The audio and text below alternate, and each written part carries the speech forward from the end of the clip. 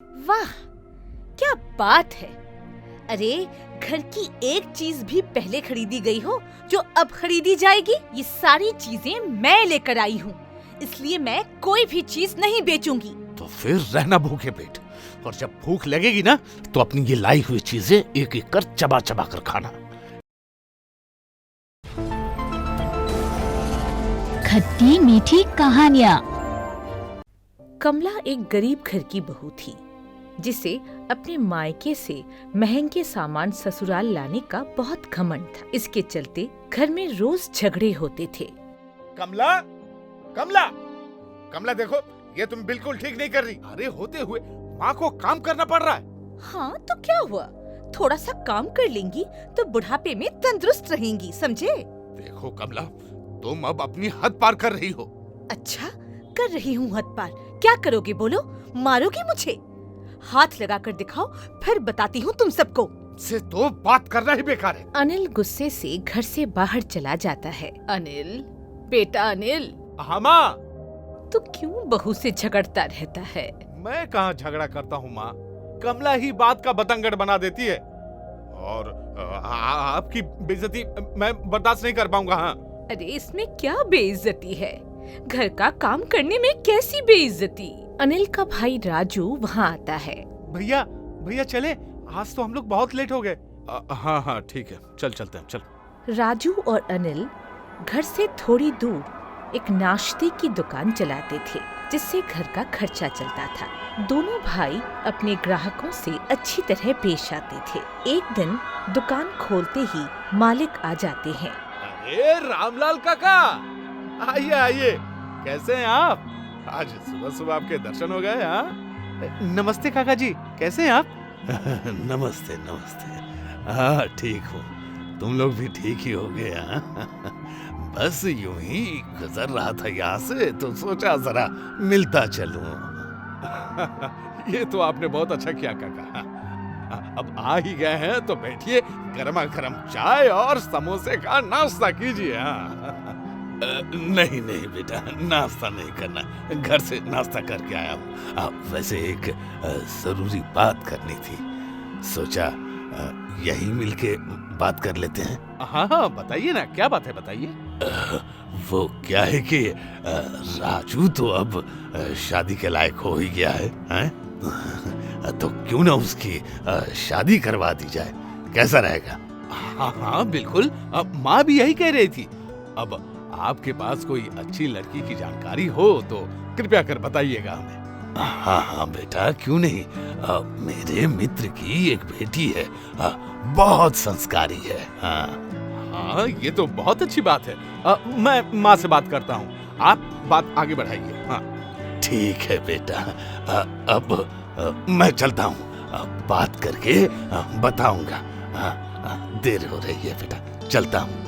दुकान बंद करके अनिल और राजू घर जाने के लिए निकल पड़ते हैं। अनिल आज मन ही मन बहुत खुश था। भैया आज तो बहुत खुश लग रहे हो, क्या बात है? हाँ भाई, बात ही कुछ ऐसी है। क्या भैया बताइए ना, कौन सी बात? अच्छा अच्छा बताता हूँ। रामलाल काका ने तेरे लिए एक अच्छा सा रिश्ता देखा है, लड़की बहुत संस्कारी है। क्या? नहीं भैया, अभी नहीं, घर की हालत तो हमारी ऐसी है, और फिर भाभी का गुस्सा आप तो जानते ही है ना। हाँ जानता हूँ, सब जानता हूँ, लेकिन हो सकता है तेरी शादी के बाद सब कुछ ठीक हो जाए। हाँ? सब खाना खाने बैठते हैं। माँ, आज रामलाल काका आए थे, राजू के लिए एक बहुत बढ़िया रिश्ता लेकर आए हैं। अरे ये तो बहुत अच्छी बात है। कह रहे थे लड़की बहुत ही सुंदर और संस्कारी है। ये तो आने के बाद ही पता चलेगा, सिर्फ संस्कार लाएगी या कुछ और भी? हाँ संस्कार ही काफी है माँ, क्योंकि कुछ लोगों को तो पैसों का ऐसा घमंड है कि अब क्या ही कहा जाए। हाँ है घमंड, मेरी ही वजह से तो ये सब सामान आया है। पहले क्या था तुम्हारे पास?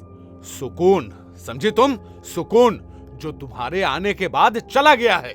कमला जोर से थाली पटक कर वहाँ से चली जाती है। तो क्यों उससे इस तरह पेश आता है? तुझे पता है ना वो कैसी है। हाँ भैया, भाभी का गुस्सा तो दिन पर दिन बढ़ता ही जा रहा है। तू चिंता मत कर, सब ठीक हो जाएगा। बस तू अब शादी की तैयारी कर, समझा? रिश्ता पक्का होता है, शादी हो जाती है। निशा ससुराल आती है जहाँ उसका धूमधाम से स्वागत होता है। शादी के बाद की पहली सुबह निशा सबके लिए मीठा बनाती है। छोटी बहू, खाना बहुत स्वादिष्ट बना है। हाँ माँ, बिल्कुल सही, बहुत अच्छा खाना बना है। हाँ हाँ, पहली बार कोई स्वादिष्ट खाना खाया होगा। सुनो निशा, ये सब सामान मेरे मायके से आए हैं, तो इन्हें संभाल कर यूज करना, समझी? कमला, कम से कम आज के दिन तो ऐसा मत बोलो। तो क्या गलत कहा मैंने? सब कुछ तो मेरे ही मायके से आया है और तुम मुझसे इस तरह बात मत करना। बड़ी बहू, अनिल तो सिर्फ तुम्हें समझा रहा था बेटी, तो मैं भी तो निशा को समझा ही रही हूँ। जी दीदी, मैं सब कुछ संभाल कर यूज करूँगी। देखा, निशा समझ गई, पर बाकी लोग नहीं। नाश्ता खत्म करके सब चले जाते हैं और निशा रसोई में काम करने लगती है।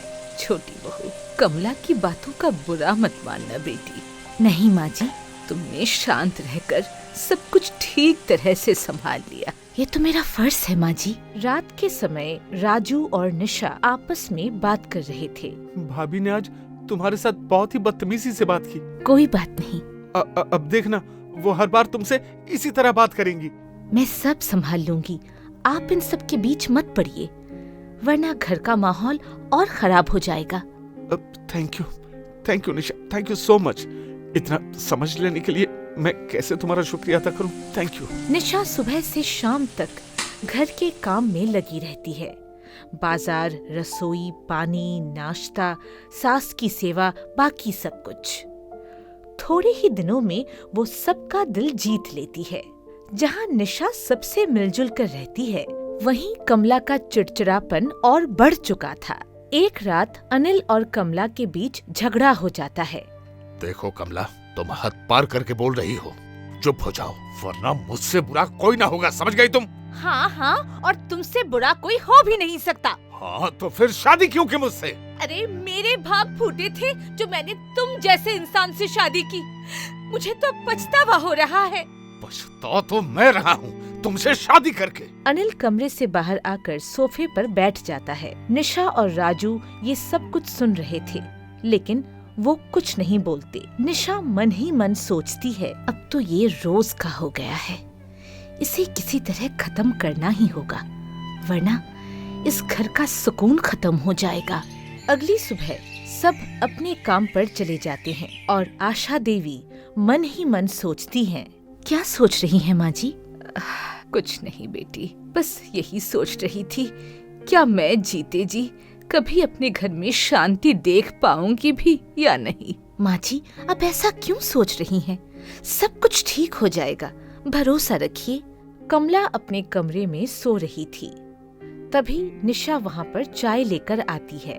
दीदी, ये लीजिए, आपके लिए गर्मा गर्म इलायची वाली चाय। क्या बात है, आज मेरे लिए चाय कमरे तक आई है? हाँ, मैं सोच रही थी कि आपसे कुछ जरूरी बातें कर लूं। मुझसे क्या बात करनी है? तुम तो घर की रानी बन गई हो, सब तुमसे ही बात करते हैं। मुझसे तो जैसे कोई बात करने से डरते हो।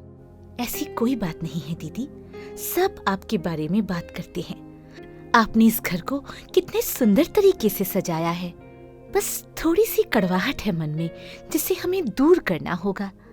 रात में जब राजू और अनिल घर आते हैं, तब घर का माहौल शांत होता है, लेकिन दोनों बहुत ही परेशान नजर आते हैं।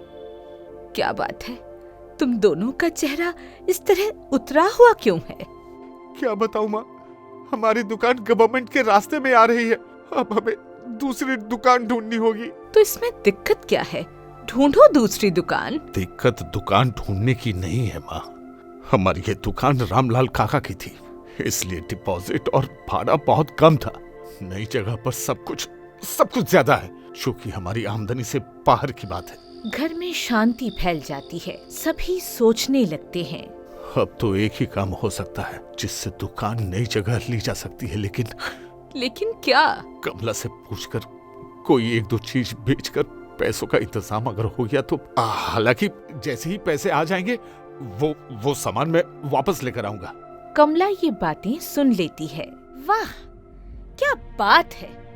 अरे घर की एक चीज भी पहले खरीदी गई हो जो अब खरीदी जाएगी? ये सारी चीजें मैं लेकर आई हूँ, इसलिए मैं कोई भी चीज नहीं बेचूंगी। तो फिर रहना भूखे पेट, और जब भूख लगेगी ना तो अपनी ये लाई हुई चीजें एक एक कर चबा चबा कर खाना, क्योंकि जब तक नई दुकान नहीं हो जाती तब तक घर में कुछ नहीं आने वाला। घर पर सब यही सोचने लगते हैं कि कैसे इस प्रॉब्लम का हल निकाला जाए, लेकिन अभी तक कोई हल नहीं निकलता, जिससे घर के सारे लोग परेशान नजर आते हैं। अभी तक पैसों का बंदोबस्त नहीं हुआ। जल्द से जल्द अगर हमने पैसों का बंदोबस्त नहीं किया, नया दुकान नहीं लिया तो ऐसे कब तक हाथ पर हाथ धरे बैठे रहेंगे?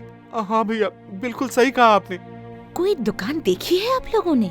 हाँ देखिए ना, वो शर्मा जी की दुकान। हाँ, लेकिन उसका भाड़ा बहुत ज्यादा है और डिपॉजिट भी 25,000 डिपॉजिट और 10,000 भाड़ा मांग रहे हैं, जो कि हमारे बजट के बाहर की बात है। क्या शर्मा जी से मैं बात कर सकती हूँ? उनसे बात करने का कोई फायदा नहीं, वो नहीं मानने वाले। हाँ फिर भी एक बार राजू अपने मोबाइल से शर्मा जी को कॉल लगाता है। राजू बेटा, हाँ बोलो बोलो, क्या बात है बेटा, बोलो बोलो। शर्मा जी, मेरी वाइफ आपसे बात करना चाहती है। हेलो शर्मा काका, कैसे हैं आप? कृपा है भगवान की, लीला है परमेश्वर की। बेटा मैं तो बहुत अच्छा हूँ। बताओ बताओ, क्या बोलना चाहती हो, बताओ। काका, मैं राम सूरत जी की बेटी हूँ। राम सूरत जी? वो तो हमारे परम मित्र हैं, बहुत प्रिय हैं हमारे। हाँ बोलो बोलो बेटा, बोलो क्या बात है, बोलो। काका, ये मेरे पति हैं और इन्हें दुकान की जरूरत है, क्या कुछ कम नहीं हो सकता? बेटा देखो, धंधा है और तुम तो जानती हो कि धंधे में मैं कम नहीं करता। जी काका। कमला इन सब बातों को सुन रही थी। शाम को राजू और अनिल घर वापस आते हैं। माँ, अरे क्या हुआ, इतना चिल्ला क्यों रहे हो? माँ, बात ही कुछ ऐसी है। क्या हुआ? शर्मा जी दुकान देने को मान गए हैं माँ। हाँ मतलब बिना डिपॉजिट? नहीं, डिपॉजिट देना होगा, लेकिन उन्होंने 3 महीने का हमें एक्स्ट्रा टाइम दिया है। और किराया कितना है मालूम है? किराया 7,000 रुपए। हाँ, ओनली। अरे ये तो बहुत अच्छी बात है। हाँ माँ, बात तो वाकई बहुत अच्छी है, और ये सब कुछ कमला की वजह से हो पाया। दीदी की वजह से? हाँ, भाभी ने शर्मा जी से ऐसे बात की कि वो मना नहीं कर पाए और झट से मान गए। कमला अपने कमरे में बैठी थी, सब उसके पास आते हैं। कमला, थैंक यू। आज जो तुमने किया वो मैं कभी नहीं भूल पाऊंगा, कभी नहीं। सच में भाभी, आपने तो कमाल कर दिया। मुझे पता था कि जब घर पर मुसीबत आएगी तो घर की बड़ी बहू जरूर उसका सामना करेगी। दीदी क्या बात है, आपने तो कमाल कर दिया। आप सब प्लीज मुझे माफ कर दीजिए, मैंने आप लोगों को बहुत बुरा भला कहा। ऐसी कोई बात नहीं है बेटा, सुबह का भूला जब शाम को लौट आता है तो उसे भूला नहीं कहते। हाँ कमला, और सच पूछो तो आज तुमने पहली बार अपना फर्ज निभाया है। निशा, मुझे माफ कर देना बहन, आज से ये घर हम दोनों मिलकर संभालेंगे। सब खुशी खुशी अपने अपने कमरे में जाते हैं। मान गए निशा।